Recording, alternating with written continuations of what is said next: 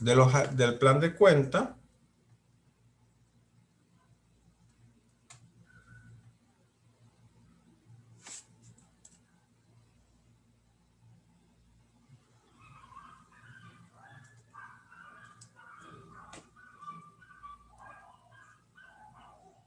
la configuración de las cuentas llevan capas. El 1 es para la definición de activo en general. El 1.1 o 1.1, porque hay planes de cuenta que utilizan la terminología, que utilizan los puntos para separar los diferentes números del estado de cuenta.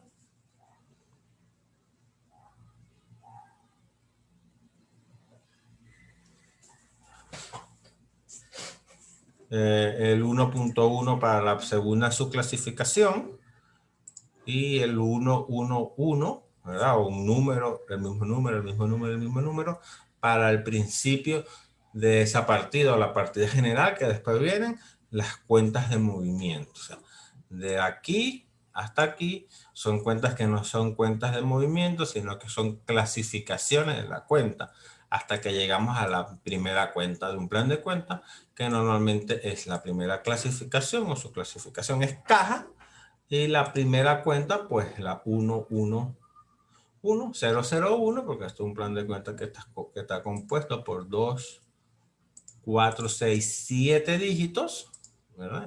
Toda su estructura está basada en 7. Su primera cuenta es caja chica, ¿no? Puede ser caja principal o puede ser caja primaria o simplemente caja. Entonces esa es la primera cuenta de un plan de cuenta, es la caja. Vamos a hablar un poquito más de la definición. En un plan de cuenta, ¿qué debemos evitar? Debe evitar la utilización de cuentas genéricas, sobre todo en el nivel de auxiliares. No es recomendable denominaciones indefinidas tales como otras, misceláneas, los demás o varios. Esos términos en las definiciones de la cuenta deben tratar de evitarse porque son cuentas o son nombres que pueden ocasionar un malentendido, una mala identificación o una poca identificación de lo que se supone que se está registrando en esa cuenta.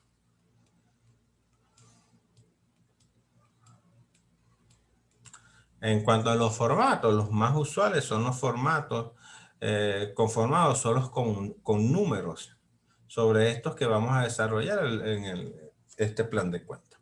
Pero hay también planes de cuentas que sus cuentas llevan letras. Los planes de cuenta presupuestarios, los planes de cuenta del sector público, sus cuentas llevan letras y números.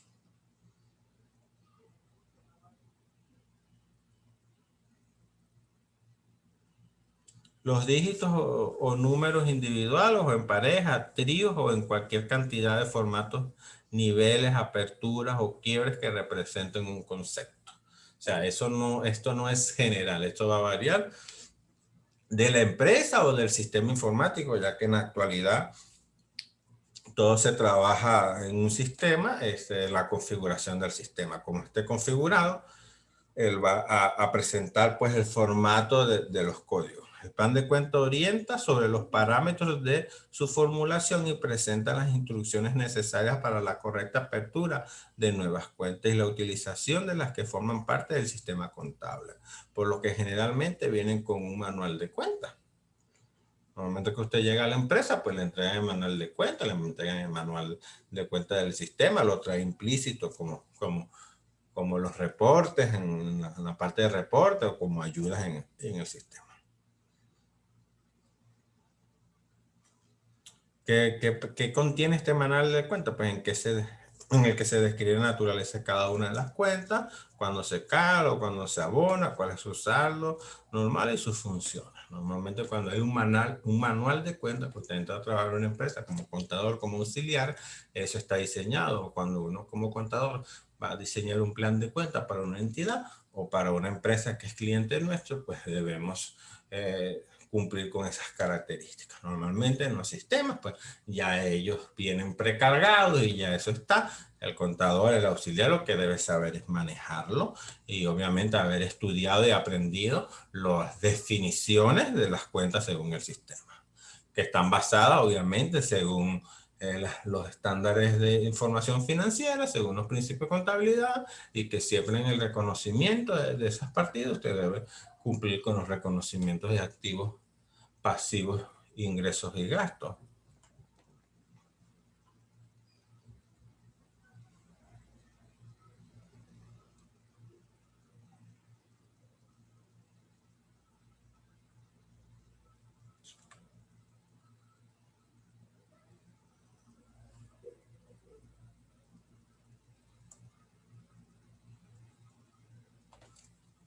Entonces, en este plan de cuenta que nosotros tenemos como ejemplo, está compuesto por cuentas de 7 dígitos, ¿verdad? Él empieza con el 1 para el activo, el 1.1 van a ser todos los que son activos corrientes, ¿verdad? El 1.1 son los efectivos y su equivalente, y el 1, 11, 11, el 1, 1, 1, 11, 11, 11 son las cajas.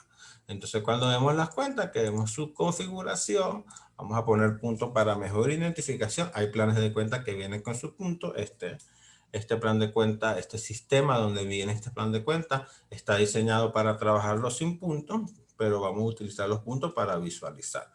La modela 11, la correcta separación, ¿verdad? Es 1.1,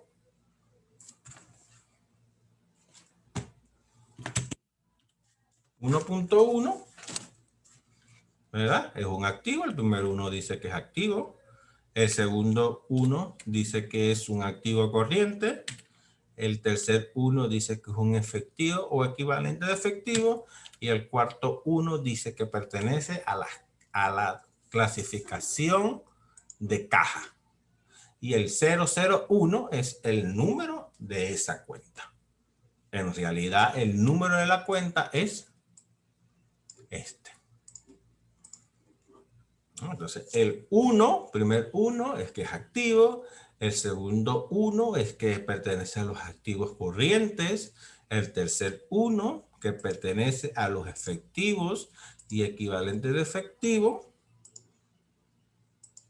El cuarto 1 es que pertenece a la caja.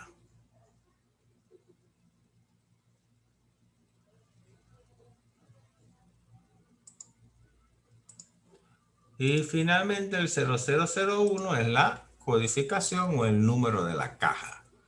No le he preguntado si están viendo bien esta presentación en Excel. Vamos a igual agrandarlo para que lo vean mejor. Que tenga mejor vista. Entonces les decía que el primer 1 en la cuenta representa el activo. El segundo 1 representa que es un activo corriente. El tercer 1 representa que es un efectivo equivalente al efectivo. El cuarto 1 representa que pertenece a la clasificación de caja. Y los últimos números, que en este caso son 3 dígitos, dice que es el número de la caja, que es caja chica. Si vemos el segundo número, igual vemos que es 1, 1, 1, 1, 0, 0, 2. Entonces, entre este y este es la seguidilla de esta cuenta del correlativo. Si hubiese más caja, sería 003, 004, 005.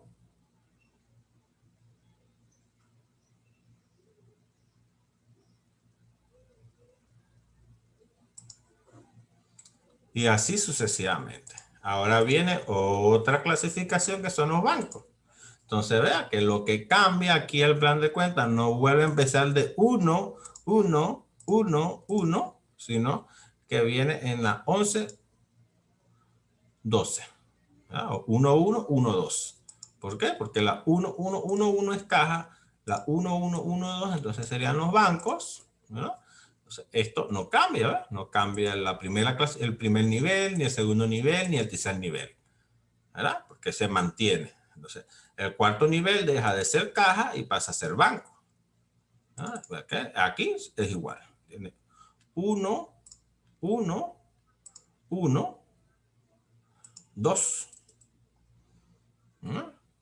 3, 1, 1, 2. ¿Por qué? Porque aquí cambio la clasificación de esta cuenta, cambio aquí. Aquí era 1, 1, 1, 1.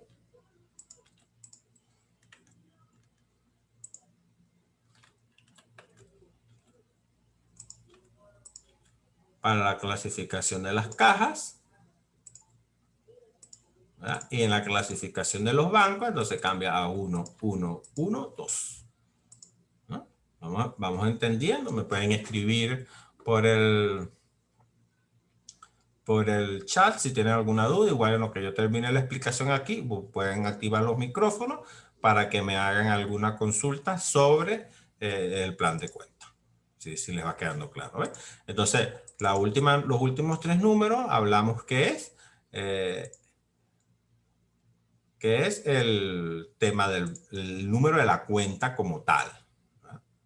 En este caso, que son los bancos, los últimos tres números para el banco A, 001, para el banco B, 002, para el banco C, 003. Si hay más bancos, 004, 005, 006, 007, 008 y sucesivamente, ¿verdad?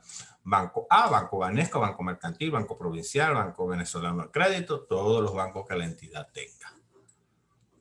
Aquí vuelve a cambiar, pero aquí si nos damos cuenta, cambiamos en el tercer nivel. ¿Verdad? Ya dejamos con el banco, con las cuentas de banco, terminamos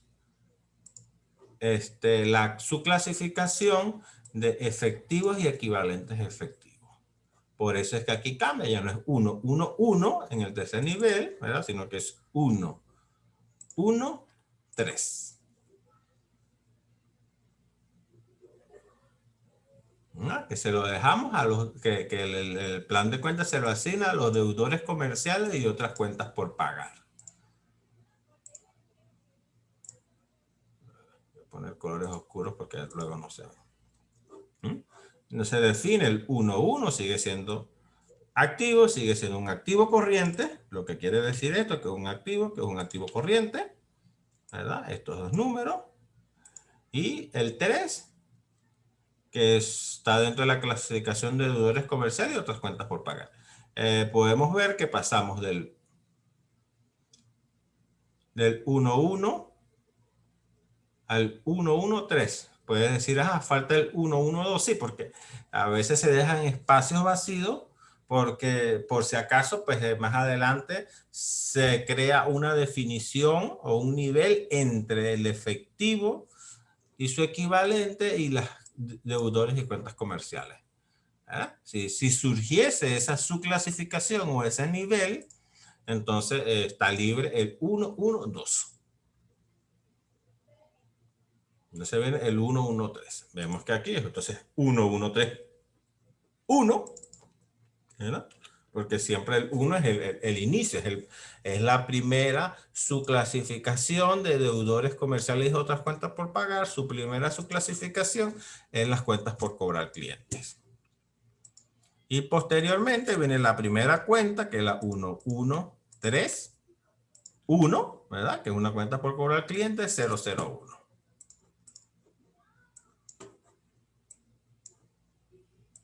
Así se va realizando, está conformado un plan de cuenta, ¿eh?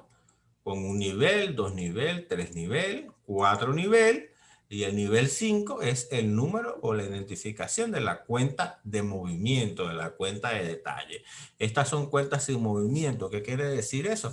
Que usted no va a registrar un activo en la cuenta 1, no. Ni en la cuenta 1.1, ni en la cuenta 1.1.3, ni en la cuenta 1.1.1, ni en la cuenta 1.1.2. Usted va a registrar un movimiento en la cuenta 1.1.1.1.001. O en la cuenta, dicho de otra manera que suene mejor, la 11.11.001.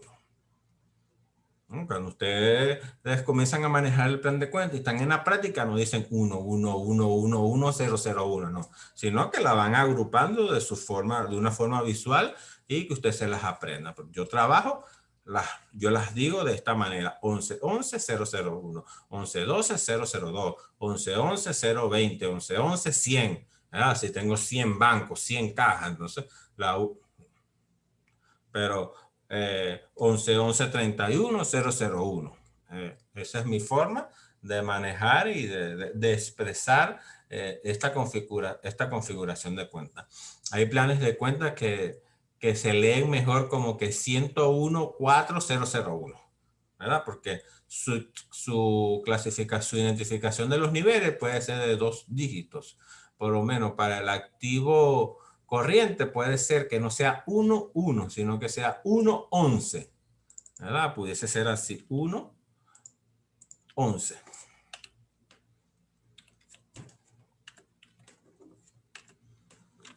Entonces esa cuenta se leería 1, 11, esa clasificación.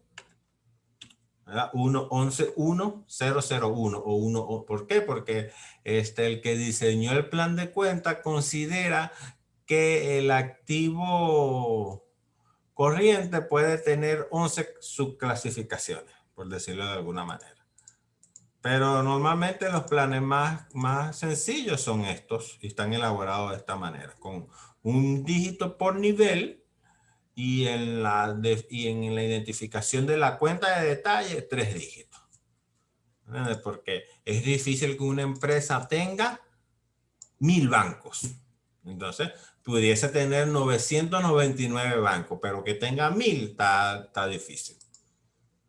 En las cuentas por pagar clientes, donde pudiese ocurrir eso, es que la empresa decide su planificación, presentar sus cuentas por pagar, sus cuentas por cobrar por cliente. Entonces, a lo mejor 1999 clasificaciones no sea suficiente porque la empresa tiene 5000 cuentas por cobrar, 5000 clientes a crédito y son 5000 registros que ella necesita llevar por separado. Le estoy dando un ejemplo que no pasa. Normalmente eso va a un auxiliar de cuentas por cobrar en el administrativo, en el sistema administrativo de la entidad, y ahí es donde se ven esos 5000 clientes. Y contablemente los sistemas llevan algo que se llama auxiliares. Algunos sistemas permiten. Y anteriormente, cuando la contabilidad era manual, sí se llevaban auxiliares, que eran libros. Usted tenía el auxiliar de cuentas por cobrar y ahí sí llevaba cliente por cliente. El cliente 1, Pedro P., el cliente 2, Juan Mendoza, el cliente 3, María Crespo, y así llevaba una hoja o X cantidad de hojas para cada cliente. Eso se determina auxiliares en contabilidad. Se utilizaban anteriormente. Ahorita, como el mundo está digitalizado, esos auxiliares se llevan en el sistema administrativo y se llaman cuentas por pagar, y dentro de esas cuentas por pagar hay un estado de cuentas por pagar o un estado de cuentas por cobrar, y ahí aparecen todos los clientes que le deben a la entidad y todos los proveedores que la entidad le debe. Entonces ya en la contabilidad pues no se presenta ese detalle en el cuerpo del estado financiero. Según el tipo de entidad y la importancia relativa de sus cuentas por cobrar y pagar, en las notas revelatorias puede que se tenga que presentar a más detalle esa cuenta por cobrar o pagar clientes, o se llaman como anexo a los estados financieros, que serían los estados financieros, el cuerpo de estados financieros, los números, la parte numérica, las notas, los estados financieros, la parte cuantitativa, y como anexo pueden anexar el estado de cuenta a la fecha que se presentan los estados financieros. Pero eso sería un adicional. Pero normalmente en un estado financiero, pues las cuentas por cobrar se agrupan dentro de esta partida. Las cuentas por cobrar cliente. Entonces, que había que hay una subclasificación que es las 1.1.3.2, ¿verdad? Que es cuentas por cobrar empleados. Su primera cuenta, préstamos personales. Préstamos al personal, préstamos empleados, X cantidad de nombre que le puedan colocar a esa cuenta. Y otra cuenta que él considera aquí son los anticipos a prestaciones sociales y los anticipos de utilidades. Estos son cuentas por cobrar empleados. Vienen los anticipos con una clasificación compuesta de una cuenta, y los inventarios en este plan de cuenta va en la sub B, que ya aquí cambia, de la 3 cambia a la 4, 1, 1, 4, inventarios, 1, 1, 4, 1, inventario, porque pudiese haber 1142, porque dentro de los inventarios puede tener inventario de materia prima, inventario de artículos en proceso para las empresas que son de producción, inventario de mercancía, inventario de insumos. Entonces lo pudieses clasificar. Entonces aquí la 1141 es inventario, pero puede estar la 1142, que son inventario de materia prima, o inventario de misceláneos, inventario de materiales de oficina, ¿verdad? Entonces se clasifican en otros niveles distintos a los inventarios de mercancía, que sería este que está acá. Y ya aquí cambiamos a las 5 para los impuestos corrientes, y dentro de los impuestos corrientes, ¿verdad? Tenemos los créditos fiscales, los excedentes de crédito, el IVA, crédito fiscal por cobrar, el anticipo del impuesto sobre la renta, las declaraciones estimadas, los anticipos de IVA. En la 1.6 tenemos los prepagados, y dentro de los prepagados tenemos un solo nivel, que son seguros pagados por anticipado, que es la 1161, puede estar la 1162, que considere otro tipo de pagado, de prepagado, como depósitos en alquiler, ¿verdad? Que es un prepagado, se puede colocar, ¿verdad? En la 1162 se crea ese nivel, depósitos en alquiler, y se consideran depósitos de alquiler del local 1, del local 2, de edificio o de la planta.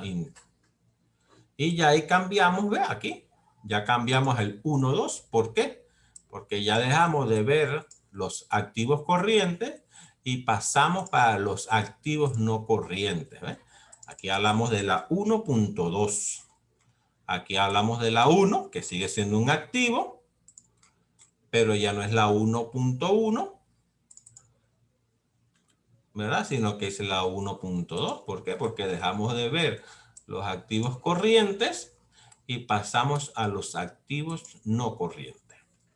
Aquí me permito aclarar que los activos corrientes, ¿verdad? Son todos aquellos activos que su uso, disposición, ¿verdad? Están dentro de los 12 meses siguientes a la presentación de los estados financieros. Ejemplo, este banco, ¿verdad? Presenta los movimientos al 31 de diciembre del 2001. Estas cuentas por cobrar son cuentas por cobrar que la empresa pretende cobrar antes del 31/12 del 2002. Porque hablamos que estamos hablando por lo menos del estado de situación financiera.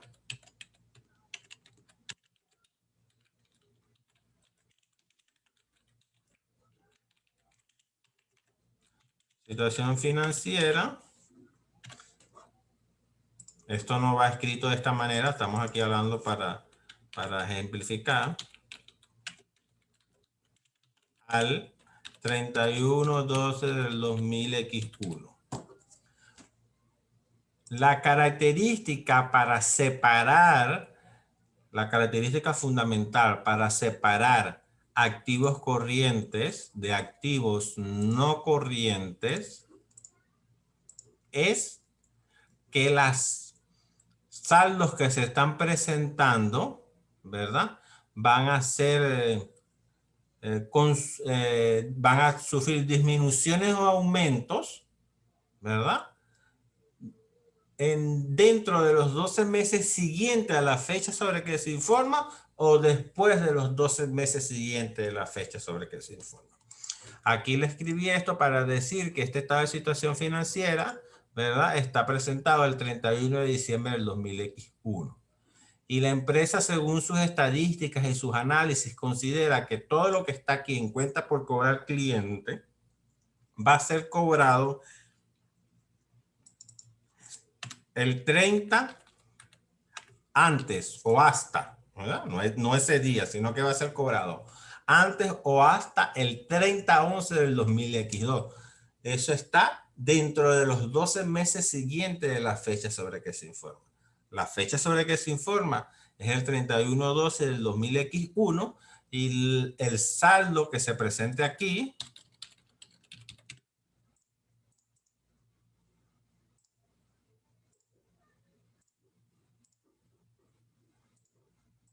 ¿verdad? En unidades monetarias, este saldo, ¿qué pasó? Este saldo va a ser cobrado antes del 30/11 del 2000X2. Entonces, estas cuentas se consideran dentro del activo corriente porque van a ser cobradas dentro de los 12 meses siguientes al periodo sobre el que se informa. Si estas cuentas se cobraran el 30/11 o esperan ser cobradas el 30/11 del 2000X3, esta cuenta por cobrar cliente no va dentro del activo corriente, sino va dentro del activo no corriente. Entonces, para considerar, para clasificar los activos dentro corriente y no corriente, la condición general es que los montos sean acreditados o disminuidos o incrementados o decrementados dentro de los 12 meses siguientes del periodo sobre que se informa. Si esos montos, esas cuentas por cobrar o esas cuentas por pagar van a ser cobradas o pagadas después de los 12 meses sobre el periodo que se informa, esas cuentas van clasificadas dentro del no corriente o del activo no corriente o del pasivo no corriente. Entonces, dentro del activo no corriente, lo primero que nos encontramos normalmente es la propiedad, planta y equipo. ¿Por qué? Porque se supone que las empresas, sus propiedades, planta y equipo, las van a desincorporar, las van a vender, se van a dañar, las van a liquidar después de 12 meses sobre el periodo que se informa. Si usted compra un vehículo para el uso de transporte, usted espera que ese vehículo le dure 10 años, por lo menos, ¿verdad? Entonces está dentro del activo no corriente porque su vida útil o su tiempo dentro de la entidad pasa de 12 meses.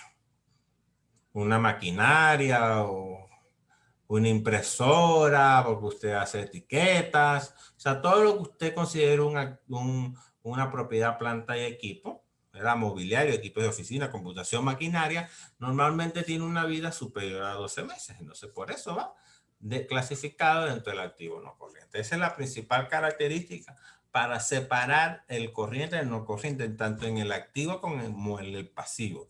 Que la duración de la cuenta, ¿verdad?, sea mayor de 12 meses. Espera ser mayor de 12 meses después de la fecha sobre la que se informa. Entonces, dentro del activo tenemos la propiedad, planta y equipo, como las 11.2, la 1.2.1.1, propiedad, planta y equipo, y la primera cuenta que tenemos es inmuebles, mobiliario, equipo de computación y maquinaria. Luego viene su depreciación. Los activos se deprecian. ¿Por qué? Porque usted compra un carro y el otro año vale menos, y el otro año vale menos, y el otro año vale menos, y el otro año vale menos, por uso, por desuso, por desactualización, por inflación. Entonces, la forma contable de ir disminuyendo ese valor de ese activo es a través de la depreciación. Cuando usted compra un bien, usted dice, bueno, este carro tiene una vida útil de 20 años, entonces me costó 100.000 bolívares, yo divido eso entre 20 y esa es su depreciación anual. Es la teoría general de lo que es una depreciación. Entonces, si el vehículo me costó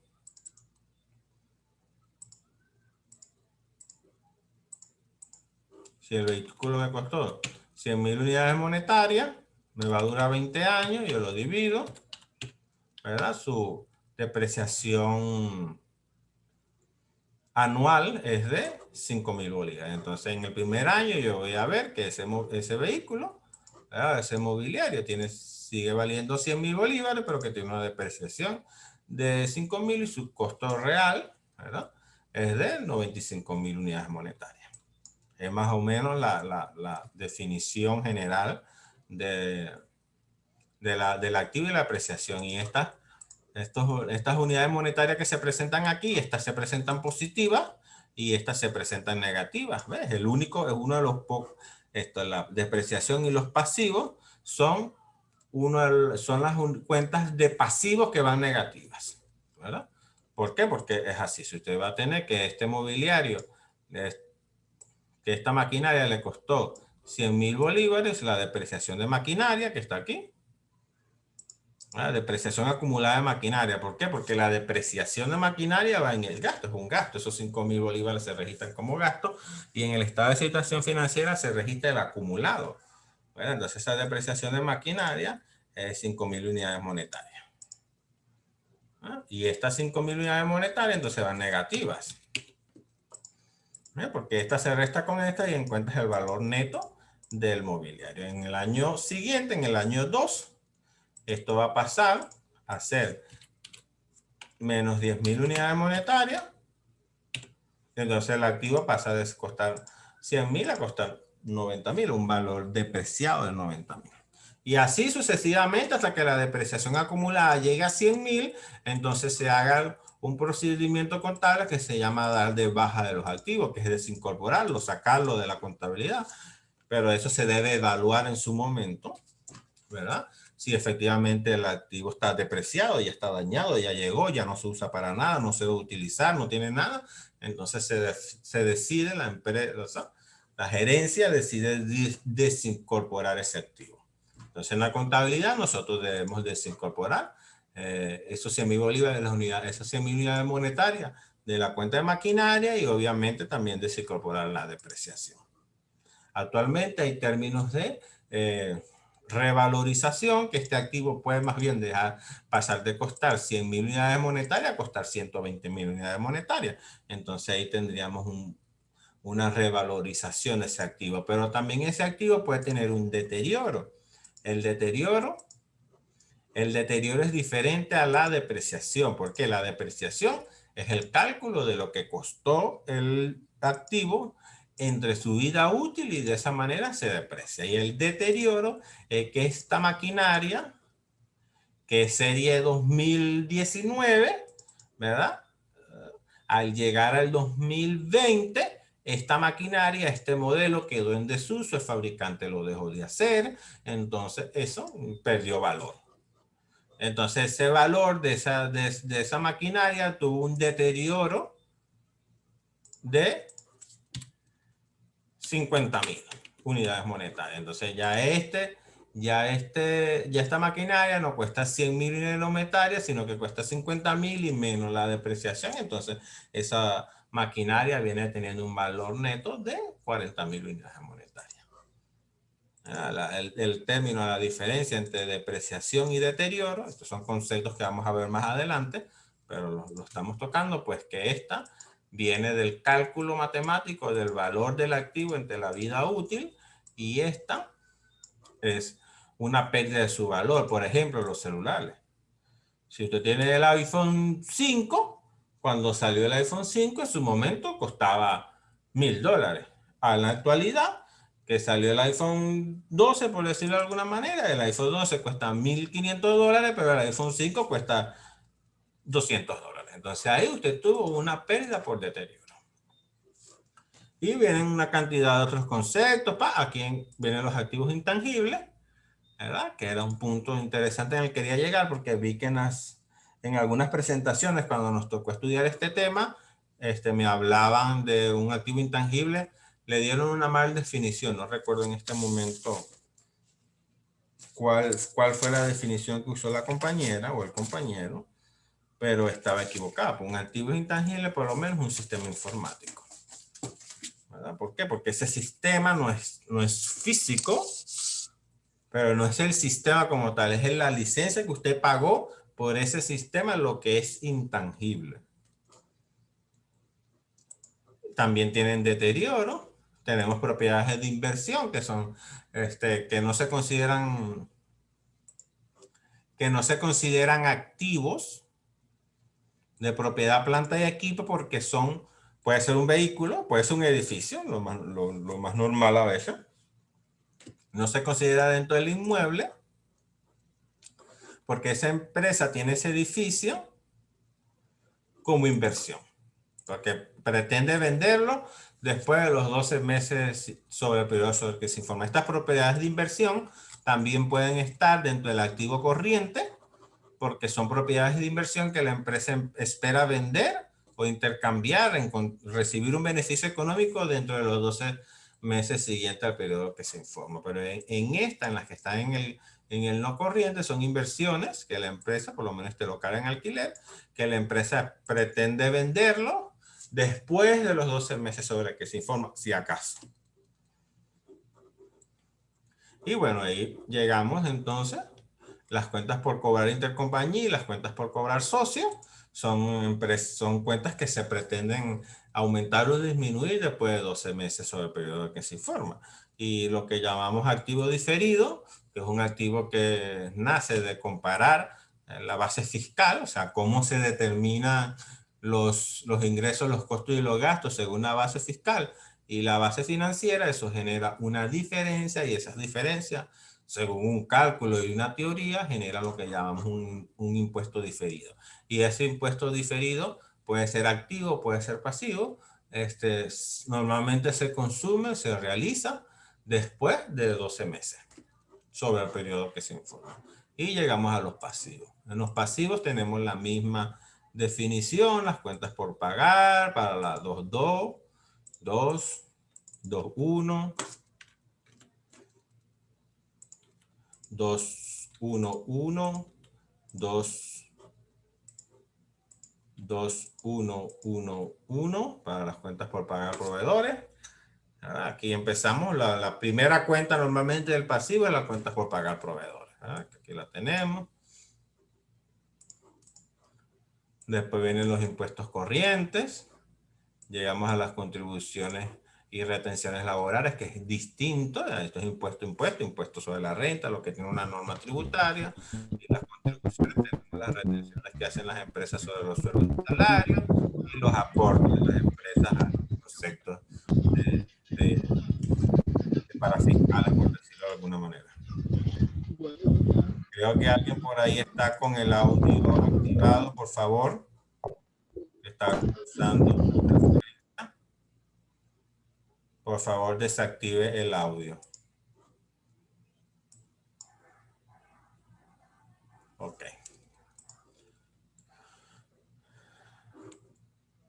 Se conforma de la misma manera. Primer nivel, segundo nivel, tercer nivel, cuarto nivel para los activos corrientes. Y el 2.2, pues llegamos para los pasivos corrientes. Y en el 2.2 llegamos a los activos no corrientes. De los activos no corrientes tenemos los pagarés, los créditos bancarios, que son créditos que normalmente tienen un plazo superior a 12 meses sobre la fecha de que se informa. Si ese pagaré o ese crédito bancario tiene una fecha de duración inferior a los 12 meses sobre el periodo que se informa, va dentro del corriente. Por eso es que podemos tener las mismas cuentas dentro del activo corriente que del activo no corriente, dentro del pasivo corriente como del pasivo no corriente, porque lo que define eso es la fecha o el periodo en que se espera liquidar o recibir ese activo o ese pasivo, o aumentar o disminuir esa cuenta, o ese activo o ese pasivo, y se define si es dentro de los 12 meses siguientes a la fecha que se informa, eso es corriente. Si es después de los 12 meses de la fecha sobre que se informa, entonces eso es no corriente. Tenemos provisiones y tenemos pasivos por impuesto diferido y cuentas por pagar accionistas dentro del pasivo. Y venimos entonces con el capital, o mejor dicho, el patrimonio. Para las 3.1, lo primero que se presenta es el capital social, y dentro del capital social, el capital suscrito. Que cuando hablamos de capital en las presentaciones, puede que no conversaron o no definieron este término. El capital, que puede ser de 1 millón de unidades monetarias, el capital social. Ese capital puede estar suscrito el 1.000.000 de unidades monetarias, pero puede que se clasifique, entonces vende una clasificación que se llama capital social pagado. Puede ser que de ese 1.000.000 de unidades monetarias esté pagado nada más que el 50%, que son 500.000 unidades monetarias. Entonces ese capital se lee de la siguiente manera. Capital suscrito, 1.000.000 de unidades monetarias y capital pagado, 500.000 unidades monetarias. Es una característica que cumplen algunas empresas en el momento de hacer su registro por algunas características, unos aspectos muy específicos. Pero no se sorprendan que encuentren ese término de capital suscrito y capital pagado. La reserva legal, la ley de impuestos sobre la renta, establece que debe ser el 10% del monto del capital, hasta el 10%, mínimo el 10% del monto del capital.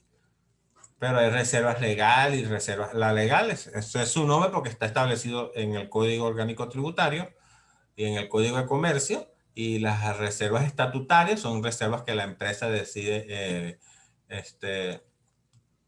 crear por diferentes factores, por riesgo, por prevención. Hay otras leyes que generan algún tipo de reserva y otras pueden ser provisiones, pero lo más clásico ver dentro del capital es el capital social, el capital suscrito, el capital pagado y las reservas. El superávit, lo que se llama superávit, es la cuenta que recoge los resultados de los periodos. Como sabemos, el estado de situación financiera, que hasta como por capital todavía estaríamos hablando de lo que es el estado de situación financiera, representa la situación financiera de la entidad. El resultado que se obtiene en el estado de situación financiera se traslada, que se obtiene en el estado de resultados se traslada al estado de situación financiera. Y ellos van clasificados aquí entre lo que se define como superávit. Entonces, dentro del superávit tenemos los resultados de ejercicios anteriores, resultados de ejercicios anteriores a la fecha de la que se está presentando, y el resultado del ejercicio. Pues aquí se va acumulando el resultado de ejercicios anteriores, porque la empresa fue constituida en el año 2000 y vamos por el 2020, entonces todos esos resultados anteriores están acumulados en esta cuenta.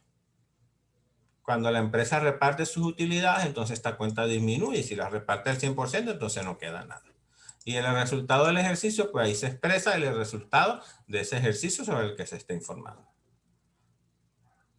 Cuentas fiscales, que son procesos de la actualización del patrimonio, el ajuste por inflación y las exclusiones históricas del patrimonio, son cuentas que se utilizan cuando se hace lo denominado por la ley de impuestos sobre la renta como ajuste fiscal por inflación.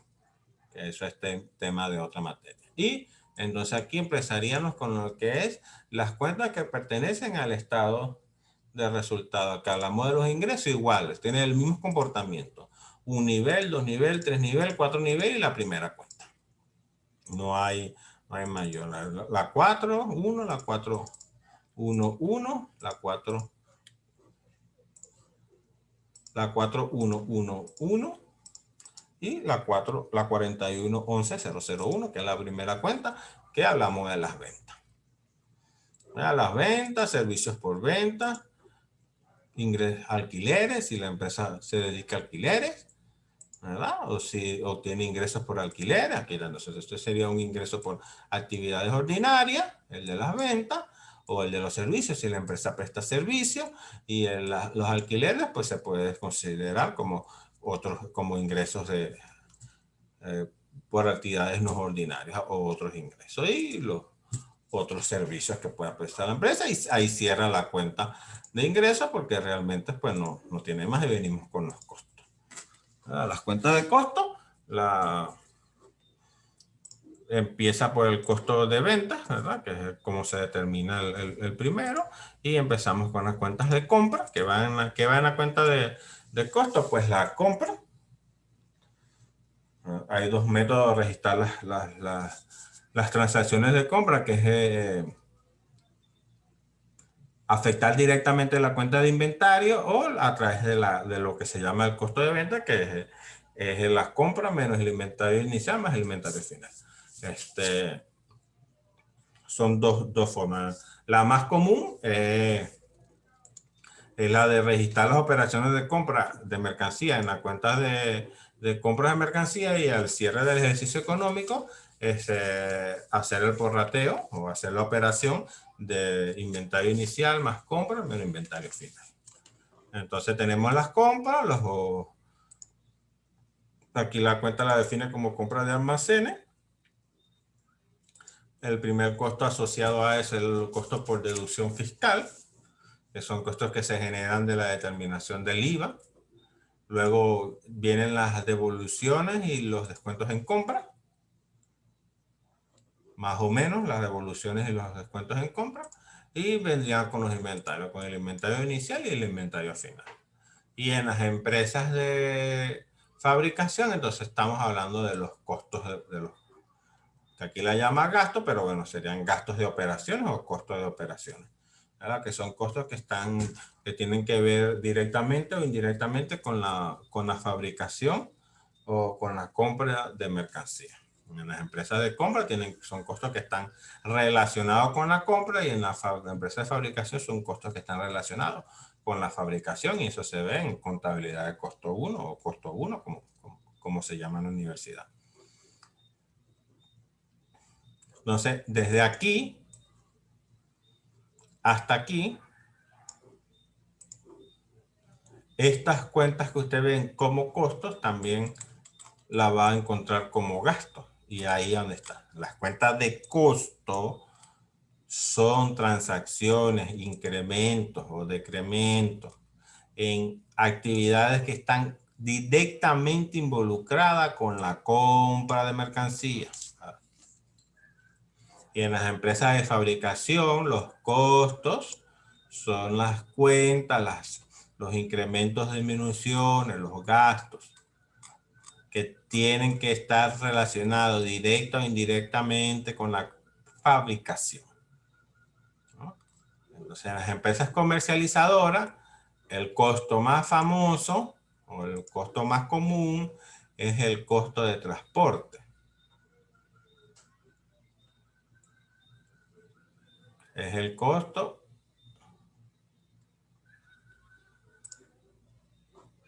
más común, el gasto de transporte. O los fletes, como se llaman, que usted tiene una compra, ajá, ¿cuánto me costó comprar este camión de agua? O este camión de harina pan, ajá, eso costó 100 unidades monetarias. Más el flete, que son 25 unidades monetarias. Entonces, ese gasto de transporte se denomina entonces, se registra, se reconoce como un costo de mercancía comprada y va en las cuentas 5 porque forman parte del costo. Porque para usted comprar ese camión de harina pan, usted tuvo que pagar un flete de tanto. Y en las fabricaciones, en la empresa de fabricación, los sueldos del personal que tenga que ver con el ámbito de la fabricación y todos los relacionados con ese personal es costo.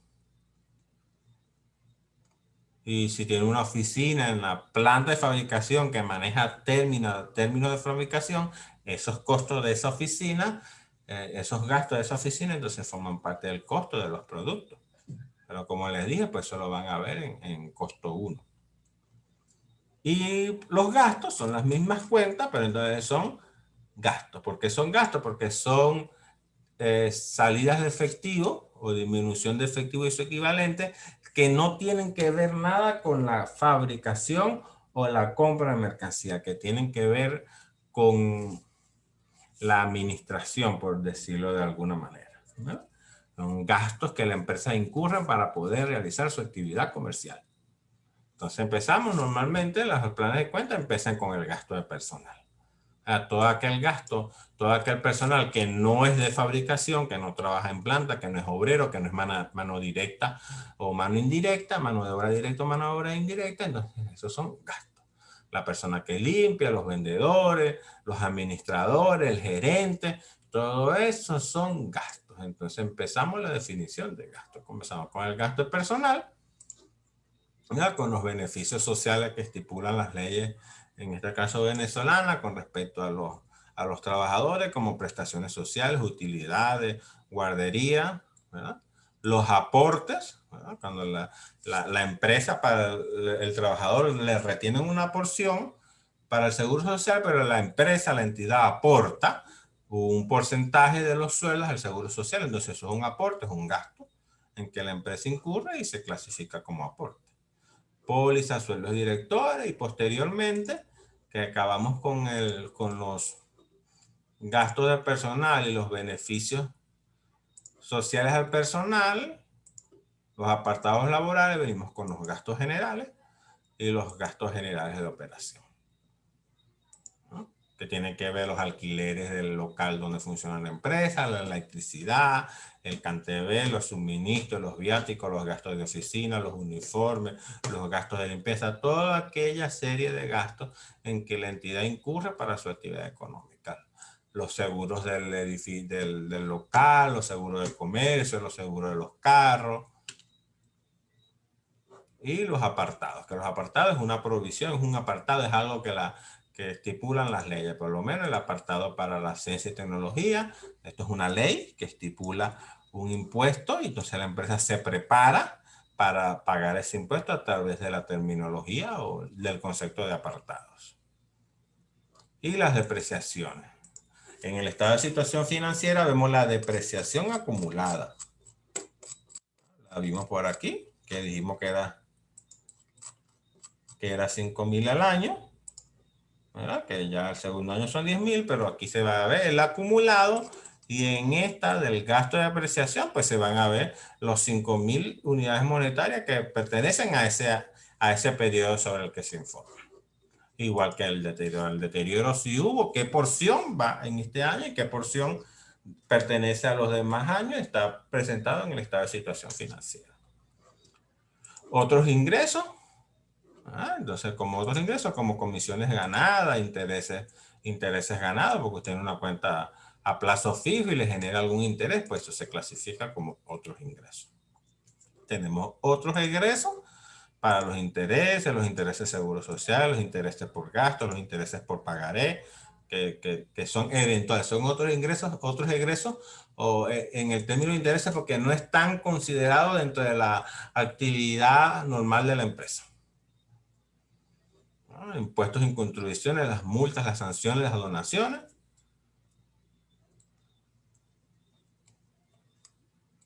Y las cuentas del impuesto sobre la renta, porque el impuesto sobre la renta corriente, que es el que se determina al hacer la declaración de impuesto sobre la renta, y el impuesto diferido, que como les dije, surge de la comparación de las bases de reconocimiento tributario y la base de reconocimiento financieras o contables. Eso, como les expliqué, genera un impuesto y se clasifica. Pues. Eso se calcula anualmente, tiene su metodología y sus conceptos y van separados. El impuesto corriente va separado del impuesto diferido. Y las cuentas de otros resultados, que cuando son empresas que manejan un tipo de cuentas distintas de una actividad que puede generar otros resultados integrales, entonces se clasifican en estas cuentas. Entonces, de esa manera, pues está compuesto lo que es un plan de cuentas. Si tienen algún comentario, pueden hacerme la pregunta si quieren preguntar algo en este momento sobre el tema o la parte del plan de cuentas. Pueden activar su micrófono y me hacen la pregunta si tienen algún... Profesor, Ajá. eh, eh, ok, el código, eso es totalmente importante a la hora de hacer el plan de cuenta, o sea, se toma con bastante importancia el código. Es fundamental porque si en el código no llevas la estructura correcta al momento de que el sistema te prepare o te presente los estados financieros, o tú preparas los estados financieros, vas a clasificar o vas a agrupar las cuentas de forma diferente. Porque si al banco tú le estás colocando que la cuenta es la 1112001, ¿verdad? Y después colocas un banco por aquí, por la 3411001, cuando prepares el estado de situación financiera, te va a quedar un banco en el activo y otro banco en el capital.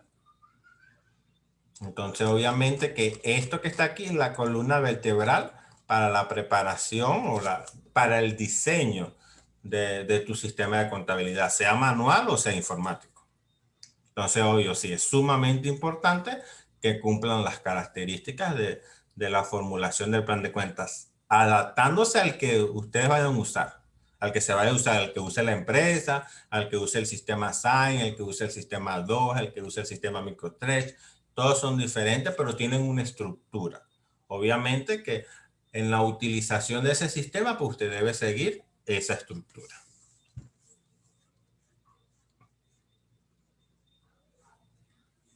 ¿Alguna otra pregunta?